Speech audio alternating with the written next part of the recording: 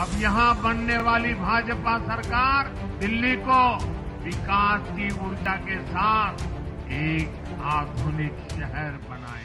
రాజధాని ఢిల్లీలో అద్భుత ఘట్టం ఆవిష్కృతమైంది. కేంద్ర పాలిత ప్రాంతం అయినప్పటికీ కూడా ఒక కేంద్ర పాలిత ప్రాంతం లాంటి అది కూడా ఢిల్లీ లాంటి ప్రాంతాన్ని ఒక మహిళ 4వసారి ముఖ్యమంత్రిగా పదవి బాధ్యతలు స్వీకరించారు. దీనికి సంబంధించి ప్రస్తుతం ప్రమాణ స్వీకారం కూడా పూర్తయింది. ఒక్కసారి ఈ రేఖా గుప్తా ఎవరు, ఎందుకు రేఖా గుప్తా ఢిల్లీ ముఖ్యమంత్రి అయ్యారు, తొలి నుంచి జాతీయ మీడియా చెప్తున్నట్లు కానీ లేదంటే విశ్లేషకులు అందరూ భావిస్తున్నట్లు కానీ ఎక్స్పెక్ట్ చేసిన పేర్లలో రేఖా గుప్తా పేరు కూడా ఒకటి ఉంది. సో ఈ రేఖా గుప్తా ఎవరు, ఈవిడ ప్రొఫైల్ ఏంటనేది ఒక్కసారి మనం చూసుకుందాము. ఢిల్లీ ముఖ్యమంత్రికి సంబంధించి బుధవారం అధికారిక ప్రకటన అయితే వెలువడిపోయింది. ఆ పార్టీకి సంబంధించి బీజేపీ నేత రవిశంకర్ ప్రసాద్ విలేకరుల సమావేశంలో ఈ ప్రకటన అయితే చేయడం జరిగింది.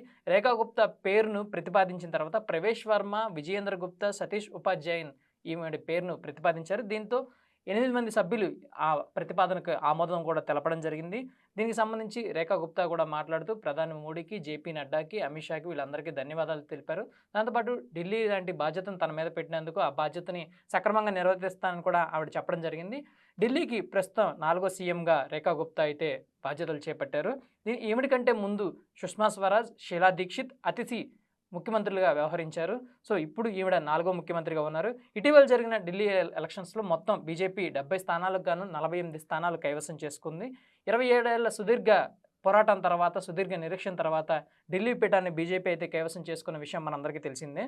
అయితే ఈ రేఖా గుప్తా ఎవరనేది ఒకసారి చూసుకుందాం. భారతీయ జనతా పార్టీకి సంబంధించి మహిళల్ని ముఖ్యమంత్రి చేయాలనుకుంటే ఫస్ట్ నుంచి వినిపిస్తున్న పేరులో మొదటగా వినిపిస్తున్న పేరు కూడా రేఖా గుప్తానే. షాలిమార్ బాగ్ నుంచి ఆవిడ దాదాపుగా 30,000 మెజార్టీతో ఆవిడ గెలుపొందడం జరిగింది. 2020 ఎన్నికల్లో ఆవిడ స్వల్ప ఓట్ల తేడాతో అదే నియోజకవర్గంలో ఓటమిని చవిచూశారు. ఆవిడ ఢిల్లీ యూనివర్సిటీలో అఖిల భారత విద్యార్థి పరిషత్ విభాగానికి అధ్యక్షురాలుగా కూడా వ్యవహరించడం జరిగింది. 1996లో ఢిల్లీ యూనివర్సిటీకి సంబంధించి స్టూడెంట్స్ యూనియన్కి ఉపాధ్యక్షురాలుగా కూడా ఆవిడ వ్యవహరించారు. దాంతోపాటు ఢిల్లీ బీజేపీ మోర్చా ప్రధాన కార్యదర్శిగా వ్యవహరించడం జరిగింది. 2004 నుంచి 2006 వరకు భారతీయ జనతా పార్టీ యువ మోర్చా జాతీయ అధ్యక్షురాలుగా కూడా ఆవిడ వ్యవహరించారు. దీంతో పాటుగా ఆవిడ వ్యక్తిగత జీవితం కానీ చూసుకున్నట్లయితే 1947లో హర్యానాలోని జింద్ జిల్లా జులానాలో రేఖా గుప్తా జన్మించడం అయితే జరిగింది. బాల్యంలోనే ఆవిడ ఆర్ఎస్ఎస్ రాష్ట్రీయ స్వయం సేవక్లో చేరడం కూడా జరిగింది. ఢిల్లీ యూనివర్సిటీ నుంచి బీకామ్తో పాటు ఎల్ఎల్బి పట్టా ఆవిడ అందుకున్నారు. 1998లో మనీష్ గుప్తా అనే వ్యక్తిని ఆమె వివాహం చేసుకోవడం జరిగింది.